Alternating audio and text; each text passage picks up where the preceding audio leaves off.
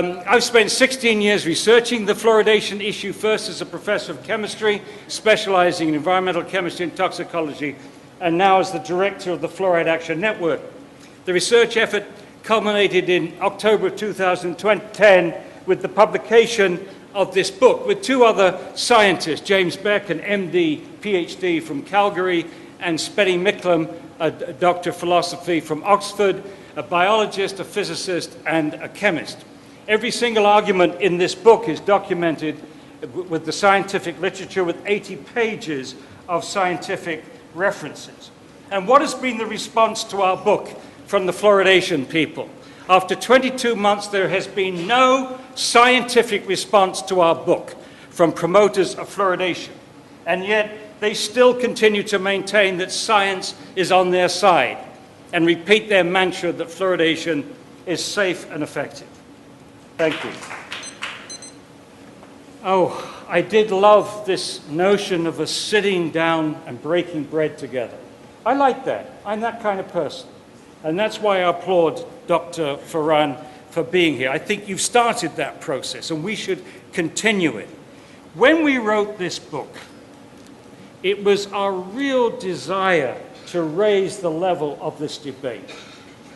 As I already said, we reject all these conspiracy theories. We wanted to focus on the science. And we documented every scientific argument with references to the literature. It's understated, not overstated. And that's partly because of the choice of my co-authors, who tame me down a bit.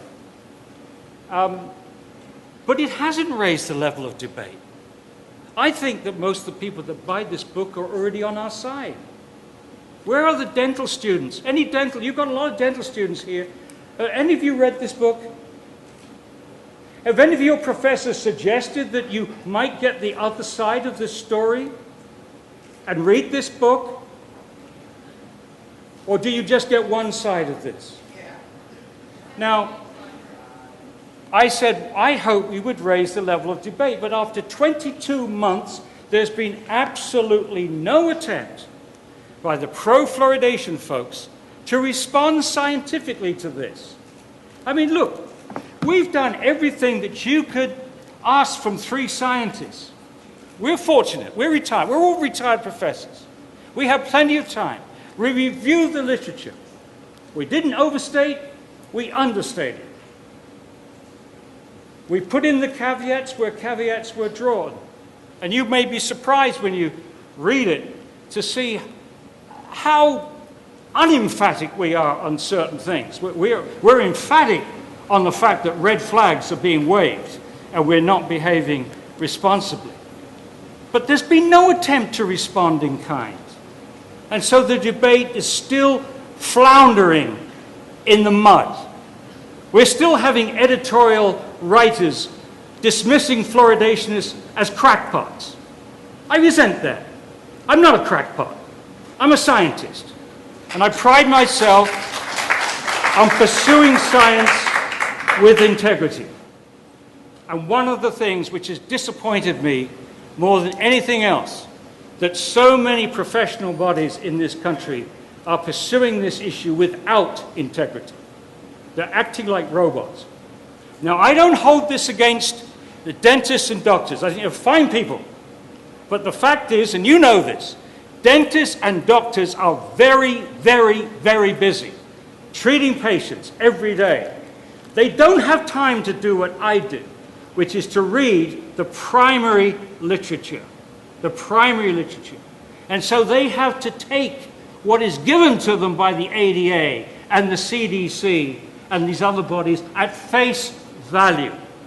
And that's where the problem comes. They're getting slanted, biased reviews. And that's very sad.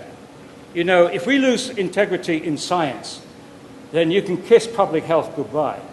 We have to have integrity in science, and particularly the science which is supposed to be at the service of public health. We need to be able to trust our doctors, to be able to trust our dentists, to be able to trust professional bodies, to be able to trust these regulatory agencies. But story after story is sickening the influence of the pharmaceutical industry, on the NIH, on the FDA, and so on the mercury amalgams issue. If you want a pre-runner of the bad science and the bad ethics of fluoride, look at what the ADA has done to defend mercury amalgams for about 170 years. You're right, American science is fantastic, but American science, as applied to the dangers posed by fluoridation, is the most shoddy exercise in science, in public health, that I've ever seen.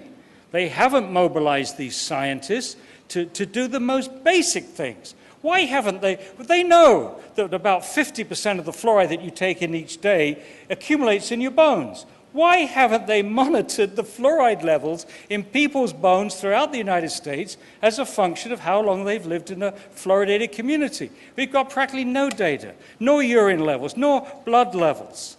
And there's another thing. We know, and we've known since 1942, Dean's famous work, that the severity of dental fluorosis is a measure of how much fluoride the kid was exposed to before the permanent teeth erupted. So you've got a wonderful tool for any epidemiologist that wants to look at potential health effects in children, because you've got millions of kids in America with no dental fluorosis, very mild dental fluorosis, mild dental fluorosis, moderate dental fluorosis, and even severe dental fluorosis. Now you've got the x-axis. You could be looking at lowered IQ, you could be looking at bone fractures, you could be looking at earlier onset of puberty. Anything that you wanted to study in kids with the red flags that have been found in other countries, there it is waiting for you to do it. And yet, for some reason, American epidemiologists have not been mobilized to do that. Now, I don't want to get into a conspiracy theorist, and you're going to say this, immediately I tell you the story. The groundbreaking work on fluoride and animal behavior was done by Dr. Phyllis Mullinex at the Forsyth Dental Center. They brought Phyllis in from the Harvard Hospital to use her methodology to study animal behavior. It was an elegant system. And her brief was to look at the toxicity, the neurotoxicity of all the substances used in dentistry. And she was made the chairman of the first toxicology department in any dental school in America, which is wonderful. Well, she proceeded to study, and one of the first substances that she looked at was fluoride, using her methodology, and sure enough, she found that the animals exposed to fluoride before birth developed hyperactivity, and the animals after birth were exposed to hypoactivity, couch potato. It produced all kinds of shock waves in Washington. They said, do you realize what you're saying? You're saying that fluoride may be lowering the IQ of American children. She says, yes, it may be. Anyway, her chairman wanted her to give him a copy of the paper before she published it. And she said, no, the publication of my paper is between me and the journal. And that's the way she went. She got the journal peer-reviewed, and you can imagine this one got real peer-reviewed, and it was accepted for publication. On the day it was accepted for publication, Phyllis Mullinex was fired from Forsyth Dental Center, and she was told that her work was no longer relevant to dentistry, and she's not had a job in academia since. Now, that's not a conspiracy theory. It's not a conspiracy theory, but it's very upsetting, and it sends an awful message to other researchers that might have looked to fluoride.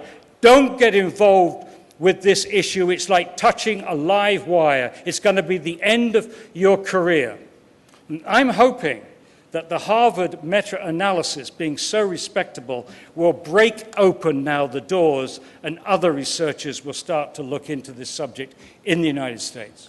But to start by reading this book. Now, if you don't have time to read the book, then you can do something in 28 minutes, which might shake you. You can watch a videotape online at our webpage, fluoridealert.org. It's called Professional Perspectives on Water Fluoridation. It features Arvid Carlson, Nobel Prize winner. It features 3 members of the National Research Council. It features 2 former employees at the EPA, one a specialist on risk assessment, several dentists who previously were pro-fluoridation, and a few other scientists. 15 scientists in all, talking for 28 minutes. I challenge you to watch that professional video, and when you've done so, if you are convinced by it, then have the courage to change your mind and tell your professors. It's about time that you at dental school should hear both sides of this story and not just one side.